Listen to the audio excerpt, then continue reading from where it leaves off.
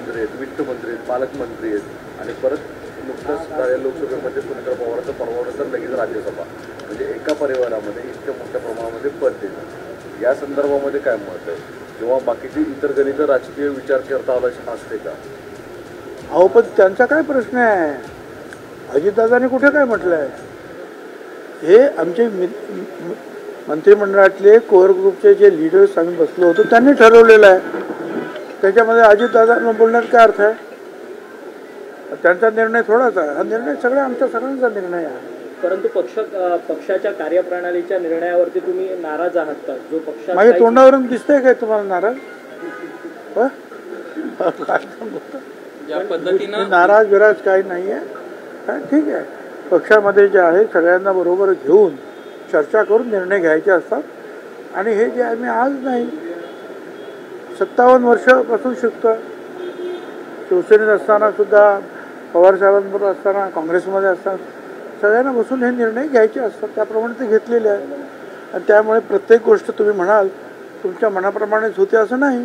खरं तर उमेदवार ज्यावेळेस आपण जाहीर करतो त्यावेळेस त्या उमेदवाराला वेळ मिळणं अपेक्षित असतं. या प्रकरणात जर पाहिलं तर जाणीवपूर्वक अद्याप उमेदवारच जाहीर केलेला नाही. याचा अर्थ कुठे उमेदवार ठरला होता? वेळ काय मिळायची त्याच्यामध्ये? काय प्रचार करायला जायचं काय कुठे? सगळे आमदारच मतदान करणार आहेत सगळे. आणि तुम्हाला कल्पना आहे महायुतीचे आमदार जे आहेत हे फारच मोठ्या प्रमाणामध्ये आहे, सहजच निवडून येतील. मला वाटत नाही की विरोधी पक्षातर्फे कोणी फॉर्म भरेल असं वाटत नाही. आत्ता तरी वाटत नाही मला. एकंदरीत पक्षामध्ये कुठेतरी नाराजी वाटते का? एक गट असं देखील म्हणतोय की सुनेत्रा पवारांना असे ज्या पद्धतीने उमेदवारी देण्यात आलेली आहे जवळपास 13 जण तुमच्याकडे इच्छुक होते, असं असताना त्या सर्वांना बाजूला केलं आणि सुनेत्रा पवारांना मध्येच एंट्री दिली. मागं प्रफुल्ल पटेल यांच्या वेळेस देखील अशाच पद्धतीची परिस्थिती होती. हेच सगळे उमेदवार त्यावेळेस इच्छुक होते, त्यावेळेस देखील अशाच पद्धतीची नाराजी बाकीच्या उमेदवारांची पाहायला मिळाली. आता तुम्ही सांगितलं की नाही 13 लोक जे आहेत इच्छुक होते.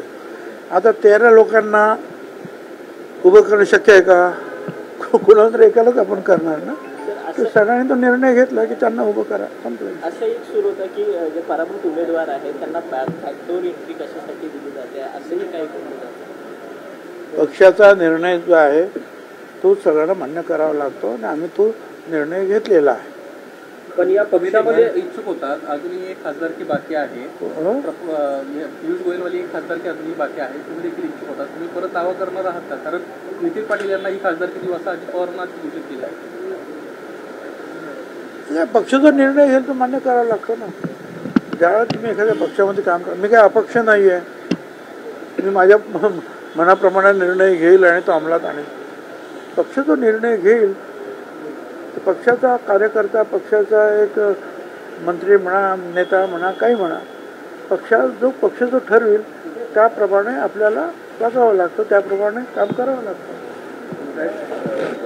काही कंपल्शन्स असतात पक्षाची सुद्धा कोणाला तरी उभं करण्याच्या बाबतीमध्ये. तुमच्या पक्षामध्ये प्रफुल्ल पटेल, सुनील तटकरे आणि अजित पवार हे प्रायव्हेट प्रॉपर्टीगत पक्ष चालवतात असं वाटत नाही का? ज्या पद्धतीने सर्व निर्णय क्षमतेत तुम्हाला डावललं जात आहे, तुम्ही ज्येष्ठ असून देखील. काल बोलवलं होतं ना संध्याकाळी, मला काल होतं ना संध्याकाळच्या मीटिंगमध्ये मी. मग कुठे डावलं मला? मग मनोज जरांगे मागच्या 5 दिवसांपासून आंदोलन करतायत. आज एक शिष्टमंडळ त्यांना भेटायला जाणार आहे काही वेळात. कोण? मनोज जरांगे 5 दिवसांपासून उपोषण करतायत.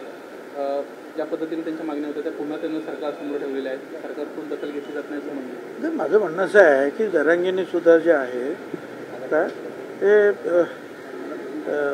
उपोषण वगैरे करून जे आहे आत्मक्लेश थांबवायला पाहिजे. आणि सरकार जर त्याच्यावर विचार करत आहे की जेणेकरून ओबीसींना सुद्धा धक्का लागणार नाही आणि त्यांच्या ज्या काही मागण्या आहेत त्या मागण्यावर सकारात्मक कशा त्याने विचार करते, सरकार विचार करत आहे.